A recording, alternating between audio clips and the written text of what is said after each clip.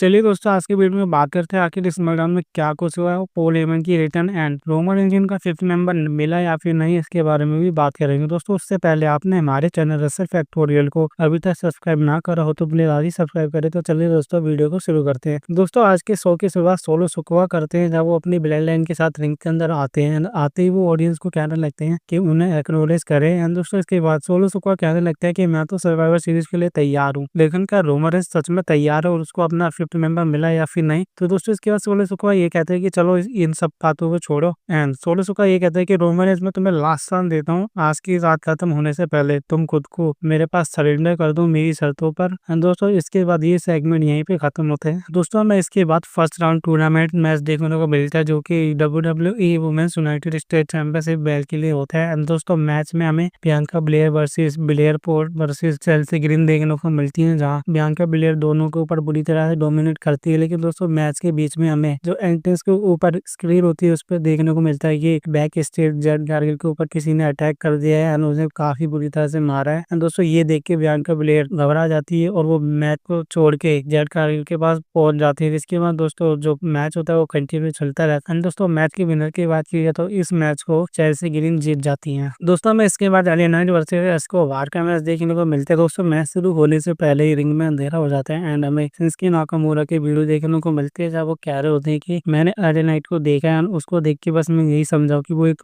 डरपोक इंसान है, वो काफी ज्यादा इनसिक्योर फील करता है। एंड दोस्तों इसके बाद शिंसुके नाकामुरा ये भी कहते हैं कि एलिया नाइट तुम्हें टेंशन लेने की जरूरत नहीं है, ये तुम्हारे अंत की अब शुरुआत हो गई है। इसके बाद दोस्तों मैच शुरू होते हैं एंड एस्कोबार एलिया नाइट के ऊपर अटैक करने लगते हैं और उन्हें काफी बुरी तरह से मारने लगते हैं। जिसके बाद दोस्तों एलिया नाइट भी पलटवार करते हैं। एंड जब दोस्तों एलिया नाइट टॉप रोप पे खड़े होते हैं अपना मूव लगाने के लिए, इतने में वो देखते हैं कि एंट्रेंस पेशेंस के नाकामुरा खड़े हैं। जिसके बाद दोस्तों वो डिस्ट्रैक्ट हो जाते हैं एंड इस चीज का फायदा एस्कोबार उठाते हैं और उन पे अटैक करते हैं। लेकिन दोस्तों यहाँ पे दोबारा से एलिया नाइट पलटवार करते हैं एंड अपना VFT लगा के फाइनली मैच को अपने नाम करते हैं। मैच जीते शिंसुके नाकामुरा एलिया नाइट के ऊपर अटैक करने लगता है और उन्हें काफी बुरी तरह से मारते हैं। एंड दोस्तों जिसकी कुछ देर बाद शिंसुके नाकामुरा रिंग छोड़ के चले जाते हैं। दोस्तों इसके साथ ये मैच यहीं पे खत्म होता है। दोस्तों में इसके बाद backstage Nick Aldis and Nia Jax देखने को मिलते थे। निक एल्डिस नाइजा जैक्स से पूछ रहे होते कि जेड कारगिल के ऊपर आज जो अटैक हुआ था इसमें उनका तो हाथ नहीं। तो दोस्तों यहाँ पे नाइजा जैक्स साफ साफ मना कर दीजिए। इसके बाद दोस्तों में कोडी रोड्स देखने को मिलते हैं जो कि रिंग की ओर आ रहे होते हैं एंड उन्हें देख के निक एल्डिस उन्हें रोकते पूछते कि कहाँ पे जा रहे हो। तो दोस्तों यहाँ पे कोडी रोड्स कहते हैं कि मैं रिंग में जा रहा हूँ और केविन ओवेंस को बुरी तरह से मारूंगा। जिसके बाद दोस्तों निक एल्डिस कहते हैं कि केविन ओवेंस तो अभी तक यहाँ पे आया ही नहीं, अभी तक उसको किसी ने देखा ही नहीं। तो दोस्तों यहाँ पे कोडी रोड्स ये भी कहते हैं कि मुझे पता वो जरूर आएगा और मेरे बुलाने पे वो रिंग में जरूर आएगा। जिसके बाद दोस्तों कोडी रोड्स रिंग में चले जाते हैं एंड केविन ओवेंस को कॉल आउट करते हैं। जिसके बाद दोस्तों केविन ओवेंस ऑडियंस के बीच में से आते हैं एंड दोस्तों यहाँ पे कोडी रोड्स को गुस्सा आने लगता है केविन ओवेंस को देख के और उनकी ओर भागने लगते हैं। लेकिन दोस्तों सिक्योरिटी गार्ड कोडी रोड्स को रोकते हैं और वापस से रिंग के अंदर चले जाते हैं कोडी रोड्स। इसके बाद दोस्तों Cody Rhodes and Kevin Owens के बीच में थोड़ी सी बहस देखने को मिलती है एंड इसके बाद दोस्तों कोडी रोड्स कहते हैं कि तुमने रैंडी ऑर्टन के साथ जो कुछ भी किया वो गलत किया और मैं तुझे कभी भी माफ नहीं करूंगा। जिसके सुनकर केविन ओवेंस भड़क जाते हैं, कहते हैं अच्छा माफ, मैं तुम्हें अभी बताता हूँ। इसके बाद दोस्तों केविन ओवेंस रिंग की ओर आने लगते हैं, अनाउंसिंग टेबल पे आके खड़े हो जाते हैं। इसके बाद दोस्तों केविन ओवेंस कहते हैं कि मैंने रैंडी ऑर्टन के साथ जो कुछ भी किया उसमें तुम्हारी गलती है और मुझे तुम ब्लेम मत करो इसके लिए। इसके बाद दोस्तों केविन ओवेंस ये भी कहते हैं कि मैंने तुम्हारी हमेशा मदद की है, तुम्हें जब जब मेरी जरूरत पड़ी है तब तब मैं तुम्हारे लिए मदद के लिए आया हूँ, फिर चाहे वो रेसलमेनिया या फिर कहीं और। एंड जब रोमन रेंज को जरूरत पड़ी और उसे सब लोग मना कर रहे थे उसका टीम पार्टनर बनने से, तब तुमने रोमन रेंज की मदद करी और उसका टीम पार्टनर बने। एंड ये देख के मुझे बहुत बुरा लगा क्योंकि मैंने तुम्हारे लिए सब कुछ किया लेकिन तुमने आखिर में रोमन रेंज का साथ ही दिया। एंड तुम जानते हो रोमन रेंज कैसा बंदा है। एक टाइम ऐसा था कि रोमन रेंज मेरा करियर खत्म करने वाला था और तुम उसी के साथ जाकर टीम अप करने लगते हो। जिसके बाद दोस्तों केविन ओवेंस का जवाब देते हुए कोडी रोड्स कहते हैं कि अच्छा तुम्हें पता है टीम क्या होती है, तुमने कभी समझा टीम का मतलब, तुम एक सेल्फिश इंसान हो और तुम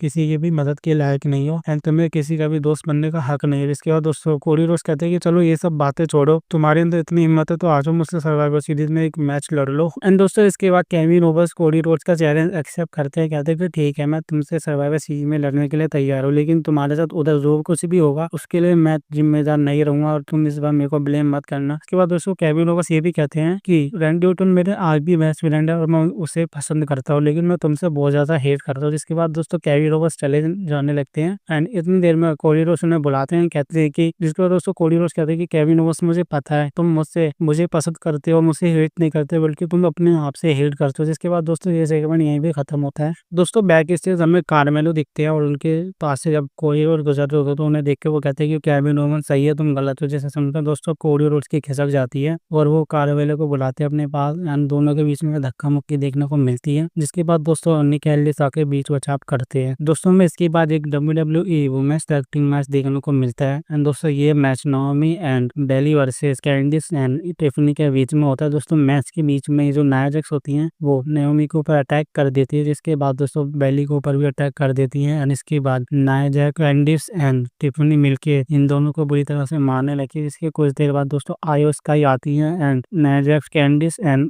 टिफनी के ऊपर अटैक करने लगती है और उन्हें मारने लगती है। इसके बाद दोस्तों रैकल हमें देखने को मिलती हैं जो कि आयो स्काई के ऊपर अटैक कर देती हैं। इसके बाद दोस्तों लिम मॉर्गन भी आ जाती हैं एंड ये चारों मिलके नाओमी एंड बेली के ऊपर अटैक करने लगती है और आयो स्काई को भी मारती है। इसके बाद दोस्तों फाइनली रिया रिप्ली आती है एंड इन सबको बुरी तरह से मारती है कैंडो स्टिक से और भगा देते हैं। इसके बाद दोस्तों ये सेगमेंट यहीं पे खत्म होता है। दोस्तों में इसके बाद मोंटेज वर्सेस सियम्पा का मैच देखने को मिलता है। दोस्तों मैच की बात की है तो मैच में सियम्पा काफी ज्यादा अग्रेसिव रूप में हमें देखने को मिलते हैं एंड मोंटेज के ऊपर वो काफी बुरी तरह से अटैक करते हैं, लेकिन दोस्तों इस मैच को मोंटेज जीत जाती है एंड मोंटेज के जीतने के बाद सियम्पा को ये बात बिल्कुल भी बर्दाश्त नहीं होती है। वो मोंटेज के ऊपर अटैक कर देते हैं और काफी बुरी तरह से मारने लगते हैं, जिसे देख के डॉकिंस उनकी हेल्प के लिए आती है और सियम्पा के ऊपर अटैक कर देते हैं। जिसके बाद दोस्तों जॉनी गार्गानो भी आते हैं एंड वो डॉकिंस को सियम्पा से अलग कर रहे होते हैं। इतनी देर में डॉकिंस उनके ऊपर भी अटैक करने जाते हैं, लेकिन पीछे से सियम्पा अटैक कर देते हैं। जिसके बाद दोस्तों जो जॉनी गार्गानो होते हैं वो सियम्पा को डॉकिंस से भी अलग करते हैं एंड तो इन दोनों के बीच में बहस होने लगती है। जिसके बाद दोस्तों सियम्पा जॉनी गार्गानो को धक्का मार देते हैं और उससे पहले वो कुछ भी उनके ऊपर अटैक करे इतनी देर में मशीन गन्स आ जाती हैं। जिसके बाद दोस्तों जो सियम्पा होते हैं वो रिंग से बाहर चले जाते हैं। इसी के साथ दोस्तों ये मैच यहीं पे खत्म होता है। चलिए दोस्तों अब बात करते हैं हमारी मैन इवेंट के बारे में, जिसमें हमें न्यू ब्लड लाइन सबसे पहले रिंग के अंदर देखने को मिलती है। इसके बाद ओल्ड वाली ब्लड लाइन भी उनको ज्वाइन करती है। तो दोस्तों यहाँ पे सोलो सिकोआ रोमन रेंस को कहते हैं कि भाई हम यहाँ पे लड़ने नहीं आए हैं तुमसे एंड तुम्हें अभी तक वैसे भी तुम्हारा 5th मेंबर नहीं मिला, इसलिए तुम हमारे साथ ज्वाइन कर लो तो हम इस कंपनी पे राज कर सकते हैं। जिसके बाद दोस्तों सोलो सिकोआ कहता है कि रोमन तुम्हारे पास अब कोई और चारा नहीं है सरेंडर करने के अलावा। जिसके बाद दोस्तों Solo Sikoa mic Roman Reigns के आगे बढ़ा देते हैं। जिसके बाद दोस्तों रोमन रेंस सोलो सिकोआ से माइक लेते हैं और वो कुछ बोलने वाले ही होते हैं। इतनी देर में दोस्तों में सुनने को मिलता है लेडीज एंड जेंटलमैन, जिससे सुनकर सब हैरान हो जाते हैं एंड इसके बाद दोस्तों में पॉल हेमन की रिटर्न देखने को मिलती है काफी टाइम के बाद WWE में। तो दोस्तों यहाँ पे पॉल हेमन आकर ये कहते हैं कि यार ये तो गलत बात है, तुम 5 और ये 4 है, ये तो अनफेयर मैच होगा, तो क्यों ना इस 5 वर्सेस 4 मैच को 5 वर्सेस 5 किया जाए। तो दोस्तों यहाँ पे जो पॉल हेमन होते हैं वो 5th मेंबर लाते हैं ब्लड लाइन के लिए एंड वो एंट्रीज की ओर इशारा करते हैं। जिसके बाद दोस्तों में CM पंक देखने को मिलते हैं एंड वो रिंग के अंदर आते ही जो नी वाली ब्लड लाइन है उसके ऊपर अटैक करने लगते हैं। इसके बाद दोस्तों रिंग के अंदर घमासान सा मच जाता है एंड फाइनली जो हमारी ओल्ड वाली ब्लड लाइन होती है वो नी वाली ब्लड लाइन को मार मार के भगा देती है रिंग से एंड दोस्तों इसी के साथ ये शो यहीं पे खत्म होता है। जिस पर आपकी वीडियो अच्छी लगे तो वीडियो को लाइक एंड शेयर करना ना भूले।